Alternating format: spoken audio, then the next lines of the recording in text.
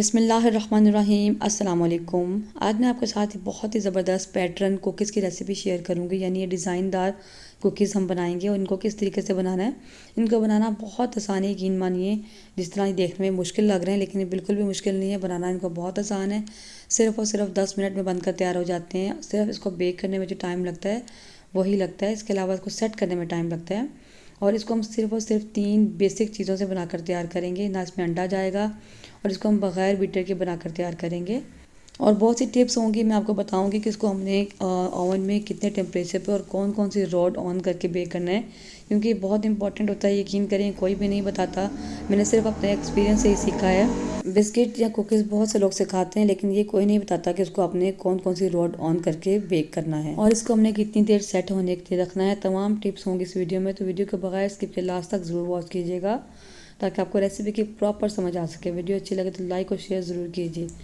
तो बगैर time waste किए बढ़ते हैं अपनी रेसिपी की तरफ, बनाते हैं पैटर्न कुकीज़। इन कुकीज़ को बनाने के लिए सबसे पहले मैंने एक बर्तन में लिया है 85 ग्राम यानी 85 ग्राम शॉर्टनिंग या मार्जरीन। अगर आप उसको मार्जरीन या शॉर्टनिंग से नहीं बनाना चाहते तो आप इसको मक्खन से भी बना सकते हैं। 85 ग्राम जो है ये तकरीबन आधा कप बनेगा या आधे कप से थोड़ा सा कम बनता है। और इस मार्जिन की रेसिपी मैंने पहले आपके साथ शेयर की है। और जो मेरी केक की रेसिपी है फ्रूट केक की, उसमें आप देख सकते हैं वहाँ पर मैंने इसका जो है बनाने का तरीका बताया है। क्योंकि बहुत ज़्यादा अभी सर्दियाँ तो जमा हुआ है तो मैंने इसको थोड़ा सा जो है ना मेल्ट कर लिया ताकि थोड़ा सा रूम टेम्परेचर पे आ जाए। हालांकि रूम टेम्परेचर पे ही था लेकिन सर्दियों की वजह से ज़रा जमा हुआ था। अब इसमें मैंने लिया है 80 ग्राम यानी 80 ग्राम आइसिंग शुगर। आप चाहें तो घर में पिसी हुई चीनी भी ले सकते हैं। इसको मैं छान कर डालूँगी क्योंकि इसमें कुछ लम्स हैं, गुठलियाँ हैं, तो छान लेंगे ताकि बिल्कुल जो है स्मूथ हो जाए पाउडर, इसका साफ़ सुथरा पाउडर आ जाए हमारे पास। और ये कुकीज़ बहुत ईजी, इनको हम बगैर बीटर के बहुत आसानी से बनाकर तैयार कर लेते हैं। बस स्पैचुला की मदद से इसको आपने अच्छे से मिक्स करना है ताकि चीनी और जो घी है अच्छे से मिक्स हो जाए और बिल्कुल स्मूथ सा हमारे पास बैटर बन के तैयार हो जाए। बस इसको आप अच्छे से मिक्स करते हैं, आहिस्ता आहिस्ता बिल्कुल स्मूथ हो जाएगा। बहुत ज़्यादा आपने इसको मतलब कि इसमें हवा नहीं भरनी है, इसको फैलाना नहीं है, बस जस्ट इसको आपने मिक्स ही करना है। तो देखिए कितना स्मूथ सा बैटर बन के तैयार हो चुका है। तो आप देख सकते हैं कितना स्मूथ है। बस इसी तरीके से आपने इसको अच्छे तरीके से बस मिक्स कर लेना है। अब हमने चूँकि इसमें अंडा तो इस्तेमाल नहीं करना, तो अंडे के रिप्लेसमेंट के तौर पे हम एक लिक्विड बनाएंगे। उसके लिए मैंने पौना चम्मच यानी कि 3/4 टेबल स्पून मैंने ऑयल का लिया है और 3/4 टेबल स्पून ही मैंने इसमें लिया है पानी का। ठीक है, इसमें हम डालेंगे 1 टीस्पून बेकिंग पाउडर।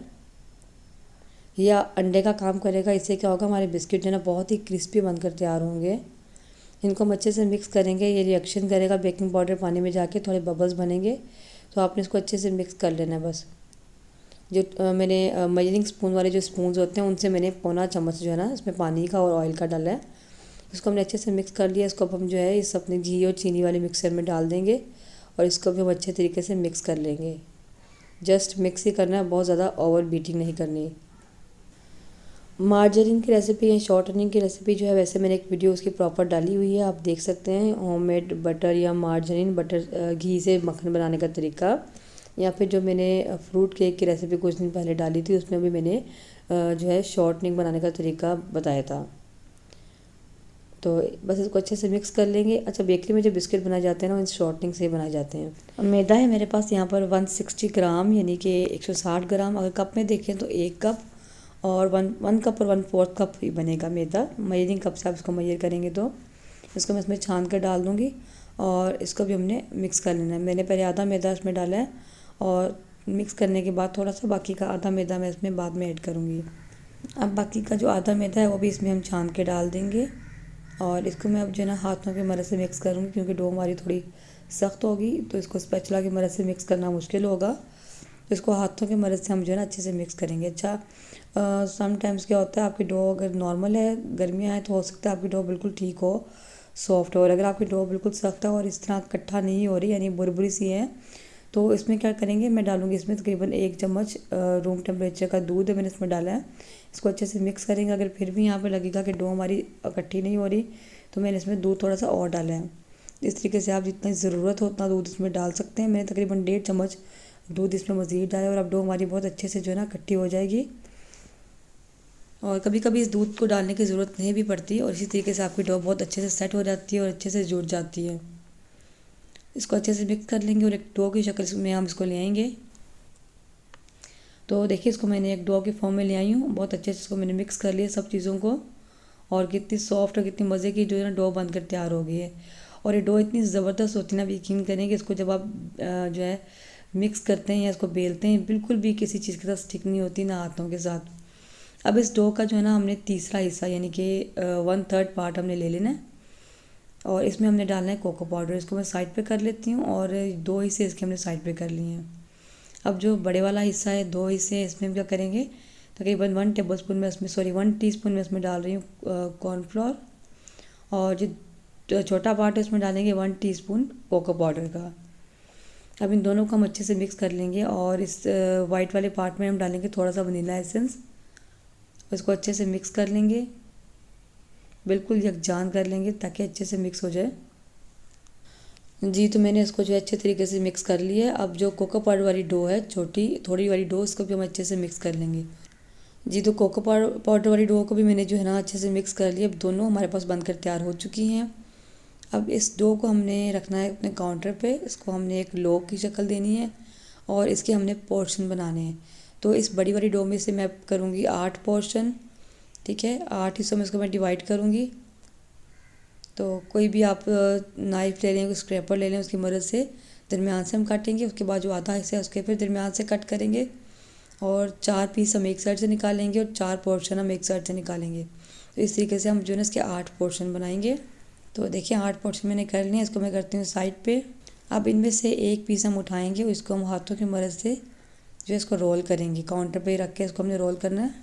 इस तरह हाथों की मदद से इसको हम लंबाई में बेलते जाएंगे, हाथों से बिल्कुल टेढ़ा मेढ़ा जैसा भी इसको आप बेल लें, कोई मसला नहीं है। इस लंबाई में इसको हम बेल लेंगे।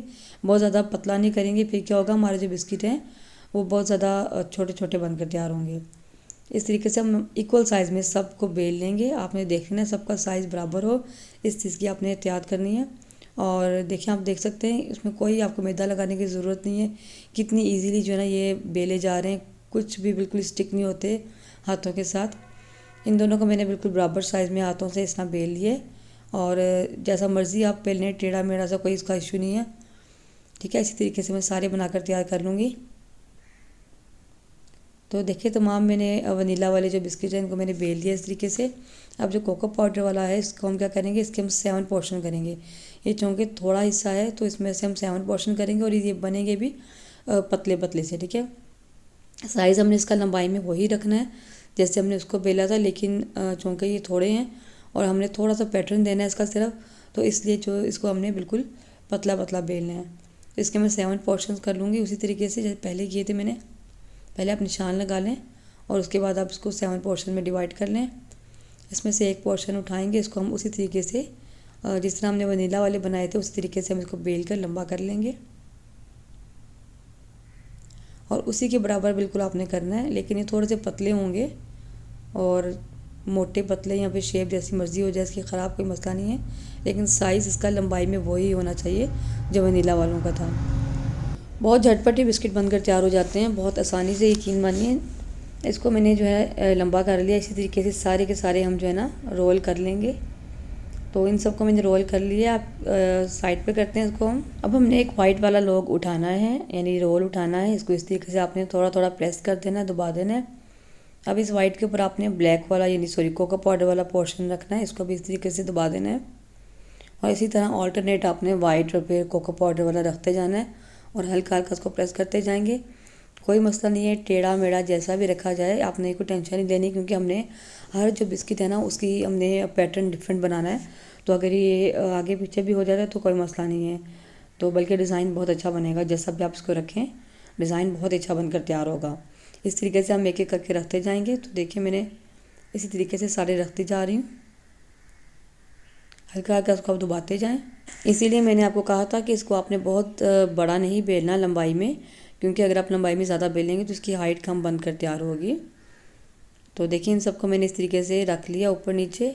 बहुत एहतियात से इसको हम अब उठाएंगे, और इसको हमने एक लोग की शक्ल दे देनी है। इसको हमने रेक्टेंगल कर लेना है, थोड़ा सा इस तरीके से सेट करते हुए हाथों की मदद से, और थोड़ा थोड़ा हम दबाते भी रहेंगे ताकि तमाम जो है ना इनके रोल्स, तमाम बिस्किट आपस में अच्छे से स्टिक हो जाएँ, जुड़ जाएँ।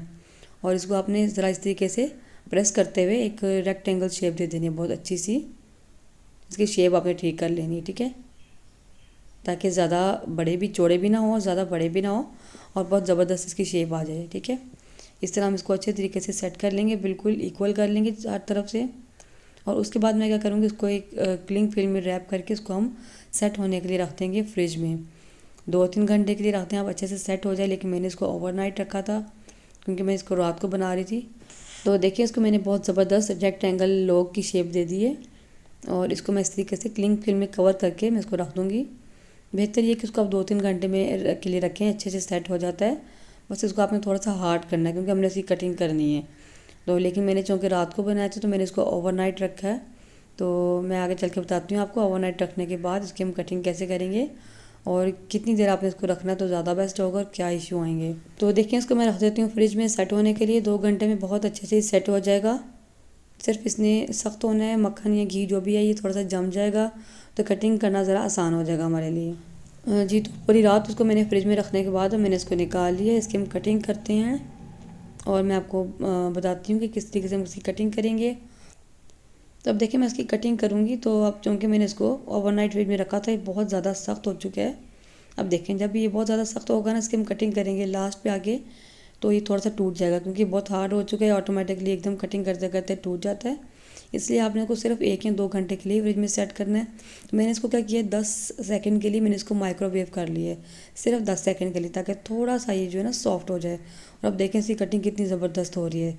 तो इसीलिए आपने इसको जो है इन छोटी छोटी टिप्स को लाजमी फॉलो करना होता है। आपने इसको सिर्फ 1 या 2 घंटों के लिए ही फ्रिज में रखना है, बहुत ज़्यादा देर के लिए नहीं रखना। या फिर जब आपको लगे कि ये अच्छे से सेट हो चुका है तो बस उतनी देर के लिए इसको आप फ्रिज में रखेंगे। देखिए कितना ज़बरदस्त माशाल्लाह पैटर्न बनकर तैयार हुआ है। इसकी मैं कटिंग कर लूँगी। सब बिस्किट्स की नॉर्मल साइज़ में, बहुत ज़्यादा मोटे भी ना आप कट कीजिएगा। और इसको हम ट्रे में रखते जाएंगे जिसमें हमने इसको बेक करना है। इसको आप विदाउट ओवन भी बहुत इजीली बेक कर सकते हैं, क्योंकि मैं बहुत दफ़ा विदाउट ओवन भी आपको सिखा चुकी हूँ, लेकिन आज मैं इसको ओवन में बेक कर रही हूँ। तो देखें कुकीज़ मैंने काट ली हैं और इनको मैंने इस तरह ट्रे में रख दी है। पहले ज़रा फासले पे रखा है और बाकी की कुकीज़ जो है ना वो मैंने दूसरी ट्रे में रख दी। जब ये बेक हो जाएंगी उसके बाद मैं दूसरी वाली रखूँगी। ओवन के टेम्परेचर की अगर बात करें तो ओवन को मैंने 170 डिग्री पर जब प्रीहीट होने के लिए रख दिया था और इसको मैंने सिर्फ नीचे वाली रॉड पर जो है ना बेक किया था। अब मैं आपको डिफरेंस बताऊंगी कि अगर आप नीचे वाली रॉड पर बेक करते हैं तो क्या डिफरेंस है और अगर आप दोनों रॉड्स ऑन करते हैं तो क्या डिफरेंस है। तो ये हमारे बेक होकर आ चुके हैं बिस्किट। विदाउट ओवन अगर आप बना रहे हैं तो आपने जो है पतीले को या कढ़ाई को 10 मिनट पहले प्री हीट होने के लिए रख देना और बिल्कुल लो फ्लेम पर इसको आपने बेक कर लेना है। बहुत इजीली बेक हो जाते हैं, बहुत ज़बरदस्त कलर आता है। तो अब देखें इनको मैं निकाल कर जो है ना रख दूँगी कूलिंग रैक पे, क्योंकि जब बिस्किट या कुकीज़ आप बनाते हैं ना ये गरम गरम बहुत ज़्यादा सॉफ्ट होते हैं और आपको लगता है कि ये ठीक नहीं बने, लेकिन इनको ठंडा करते हैं उसके बाद बिल्कुल क्रिस्पी हो जाते हैं। ठीक है, इनको मैंने कूलिंग रैक पे रख दिया ठंडा होने के लिए। और अब दूसरा बैच भी हमारा बनकर तैयार हो चुका है। इनको भी मैं कूलिंग रैक पे रख दूँगी और पहले वाले मैं वहाँ से हटा दूँगी क्योंकि वो ठंडे हो चुके हैं, क्रिस्पी हो चुके हैं। तो देखिए माशाल्लाह हमारे पैटर्न कुकीज़ बनकर तैयार हैं। आपने देखा कितनी ईजीली इसका पैटर्न बन गया, कितना आसान है इनको बनाना। बग़ैर बीटर के इसको हमने बनाया है, बग़ैर अंडे के बनाया और बहुत जल्दी, यकीन मानिए बहुत जल्दी बनकर तैयार हो जाते हैं। और अंडा नहीं डाला तो फिर भी बहुत ही क्रिस्पी बनकर तैयार हुए हैं। इनको मैं आपको तोड़ के भी दिखाती हूँ। सबसे पहले मैं आपको दिखा दूँ कि देखें जो मैंने ये बनाए थे सिर्फ नीचे वाली रॉड ऑन करके, ये नीचे से बहुत ज़्यादा ब्राउन हो गए हैं और ऊपर से इनका कलर लाइट है। लेकिन जो मैंने बिस्किट ऊपर और नीचे वाली रॉड ऑन करके बनाए थे सेकंड बैच वाला, तो उसका कलर आप देखें कितना ज़बरदस्त नीचे से भी आया और ऊपर से भी लाइट ब्राउन हो चुके हैं। तो बेहतर यही है कि इसको आप ऊपर और नीचे दोनों रॉड्स ऑन करके बेक करें। उससे क्या होगा, कलर ज़बरदस्त आएगा और सिर्फ नीचे से जलेंगे नहीं, दोनों साइड से कलर बहुत अच्छा आएगा। और मैं आपको तोड़ के भी दिखाती हूँ कितने क्रिस्पी, माशाल्लाह बहुत ही क्रिस्पी और बहुत ही क्रंची बनकर तैयार होते हैं। मेरे बच्चों को ये बहुत पसंद आए। बच्चों ने यकीन मानिए बस झटपट ही ख़त्म कर दिया ये देखें इसके नीचे कलर ज़्यादा डार्क है, ऊपर बिल्कुल लाइट है। उम्मीद है आज की रेसिपी आपको ज़रूर पसंद आई होगी। वीडियो अच्छी लगे तो लाइक और शेयर ज़रूर कीजिए। चैनल पर नए हैं तो चैनल को सब्सक्राइब करना मत भूलिए। कमेंट करके ज़रूर बताइए कि वीडियो आपको कैसी लगी है और आपने इसको बनाकर भी ज़रूर ट्राई करना है क्योंकि ये बहुत आसान है बनाने। मिलते हैं इंशाल्लाह नेक्स्ट वीडियो में। दुआ में याद रखिए। अल्लाह हाफिज़।